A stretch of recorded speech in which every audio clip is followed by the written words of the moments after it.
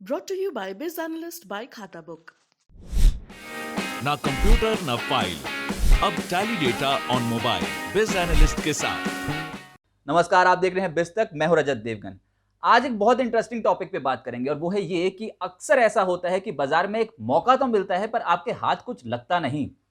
लगता है तो सिर्फ डर, क्योंकि आप कुछ खरीद नहीं पाते।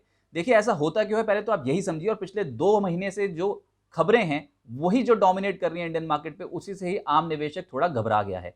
अब खबरें क्या आई, पहले आप ये देखिए, एफआईआईज की ताबड़तोड़ बिकवाली, बहुत भयंकर बिकवाली एफआईआईज इंडियन मार्केट पे कर रहे हैं, और जब तक एफआईआईज वन वे ट्रैक पे बेचते चले जाएंगे तब तक इंडियन मार्केट्स का संभलना बहुत मुश्किल है। ये लगभग तय है। इसके बावजूद बाजार निचले स्वरों से तो पलट गया। ऊपर से रूस और यूक्रेन ने अलग दे दी टेंशन। रूस और यूक्रेन दोनों देशों के बीच हो गया युद्ध शुरू, और इंडियन मार्केट्स क्या, वर्ल्ड मार्केट्स बहुत भयंकर तरीके से टूटी। हमारे भारतीय बाजार भी टूटे थे। आपको याद होगा हाल फिलहाल में जिस तरीके की बिकवाली थी। अब रिवर्सल जरूर आया, रिवर्सल बाद में देखेंगे, पहले तो आप देखिए बिकवाली कितनी स्ट्रांग देखने को मिली थी। ऊपर से अमेरिका में महंगाई हो गई है, एक और टेंशन। अब वहां का जो सेंट्रल बैंक है उसने अपनी ब्याज दरों को बढ़ाना शुरू कर दिया है। अगर अमेरिका में ब्याज दरें बढ़ेंगी तो भारतीय इकोनॉमी में भी तो ब्याज दरें बढ़ेंगी। तो ये एक और सरदर्द है अब आरबीआई के लिए। अब देखते हैं कि हमारे यहाँ ब्याज दरों का बढ़ने का सिलसिला कब शुरू होता है। कमोडिटी कीमतें आसमान छू गई थी। ये रूस यूक्रेन के चक्कर में जब इनका युद्ध शुरू हुआ था तो कमोडिटी कीमतों में लग गई थी आग, और क्रूड का हाल आपने देख लिया। एक बार तो $138 प्रति बैरल हो गया था, और क्रूड का बढ़ना इंडियन इकोनॉमी के लिए ठीक तो है नहीं। अब थोड़ा कूल ऑफ हुआ है तो बाजारों को मिल गया है सहारा, और बाजारों में निचले तरह से आ गई है खरीदारी। लेकिन जब इतनी नेगेटिव न्यूज फ्लो आएगा तो फिर संभावित है कि आम निवेशक घबराएगा और वो शेयर बाजार से दूर भागेगा। लेकिन देखिए, जब ये गिरावट आई थी हम बार बार कह रहे थे कि इस गिरावट में ही खरीदारी का मौका है, और एक पूंजी है बाजार में निवेश करने की, वो है सिस्टमैटिक इन्वेस्टमेंट। सिस्टमैटिक इन्वेस्टमेंट यानी कि हर बार बाजार जब गिरे तो आपने कुछ अगर शेयर आइडेंटिफाई किए हों तो वो, नहीं तो फिर म्यूचुअल फंड्स में नियमित सिस्टमैटिक इन्वेस्टमेंट आप कर सकते हैं। हर महीने थोड़ा थोड़ा पैसा आप बाजार में लगा सकते हैं, या फिर हर हफ्ते थोड़ा थोड़ा पैसा बाजार में लगा सकते हैं। अगर ऐसा किया होता तो इस बार भी आपके पोर्टफोलियो में रिटर्न बहुत तगड़े मिलते। अब हम बताते हैं कि निवेश इतना मुश्किल नहीं है। अगर आप ये सोचें कि बाजार में निवेश कुछ चुनिंदा लोगों के लिए ही प्रॉफिटेबल होता है और बड़े निवेशक ही इससे पैसा कमाते हैं, तो ऐसा है नहीं। आपको सिर्फ सही समय पे सही समय का इंतजार करना है और बाजार में पैसा लगाते चले जाना है कुछ बेहतर फंडामेंटल वाली कंपनियों को। तरीका आपको बताएं तो सबसे पहला तरीका, अगर आपको शेयर का चुनाव करना है बहुत बेहतरीन, अगर आपको शेयर क्वालिटी शेयर्स पकड़ने हैं तो पहले तो आप सेक्टर से शुरुआत कीजिए। देखिए, एक व्यू तो आपको बनाना पड़ेगा कि कौन सा सेक्टर इस समय अट्रैक्टिव लग रहा है, और ये व्यू अगर आपने बना लिया तो फिर कंपनी का चुनाव कैसे करें।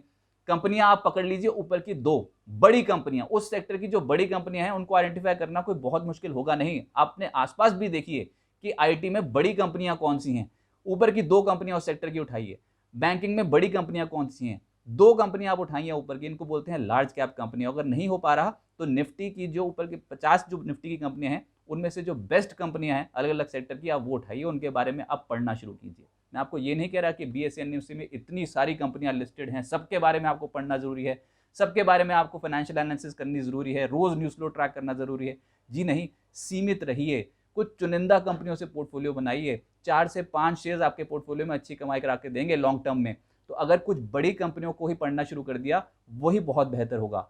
अब पढ़ें क्या, ये एक और सरदर्दी कि ये एनालिसिस कैसे होगी, फाइनेंशियल टर्म्स कौन पढ़े।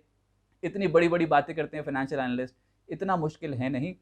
जब आप कंपनियां पढ़ने शुरू करेंगे तो उसके कुछ पैरामीटर्स हैं, हर सेक्टर के हर कंपनियों के कुछ पैरामीटर्स होते हैं जो आपको ध्यान से पढ़ने हैं। अगर ये भी नहीं हो पा रहा तो बहुत ही सिंपल ये कि पिछले कुछ तिमाहियों का आप नतीजे देख लीजिए, आय और मुनाफा कंपनियों का। जहां पर आपको आय या मुनाफा स्टेबल या फिर ग्रो करता हुआ नजर आए उन 2 कंपनियों का, वो कंपनियां बहुत बेहतर मानी जाती हैं। हिस्टोरिकली अगर अच्छा परफॉर्म कर रही है तो आने वाले समय के लिए एक्सपेक्टेशन बहुत स्ट्रांग होती है कि ये जो कंपनी है ये और बेहतर परफॉर्म करेगी। एटलीस्ट 2 या 3 कंपनियों का तो आप ट्रैक कर ही सकते हैं कि इसका न्यूज फ्लो कैसा है और इसकी डेवलपमेंट कैसी, आने वाले समय के लिए कामकाज कैसे कर रहे हैं, उनकी एनुअल रिपोर्ट्स आपको पढ़नी पड़ेंगी। थोड़ा होमवर्क तो आपको करना पड़ेगा, और ये होमवर्क शेयर खरीदने से पहले करना है। शेयर खरीदने के बाद अगर आपने ये होमवर्क किया तो लग जाएगा झटका। होमवर्क हमेशा शेयर खरीदने से पहले आपको करना है। तो हर सेक्टर की 2 बड़ी कंपनियां और उनके बारे में, उनके नतीजों को ट्रैक करना है और उनकी डेवलपमेंट्स को ट्रैक करना है। अब सबसे बड़ा काम, पैसा लगाना है। कब लगाना है? जब बाजार पे कोई बहुत बड़ी गिरावट आ जाए और आपने बहुत अच्छे फंडामेंटल वाले शेयर्स आपने ढूंढ के रखे हुए हैं ऊपर की 2 कंपनियां हर सेक्टर की, या फिर नियमित निवेश करते चलिए। कुछ नहीं हो रहा अगर शेयर बाजार में तो सिर्फ म्यूचुअल फंड्स पकड़ लीजिए, और उसमें भी नियमित निवेश अगर आप करेंगे प्लानिंग करके चलेंगे, 2-3 म्यूचुअल फंड्स में ही सिस्टमैटिक इन्वेस्टमेंट करेंगे, तब भी लंबी अवधि में बहुत बेहतरीन कमाई आपके पोर्टफोलियो में हो सकती है।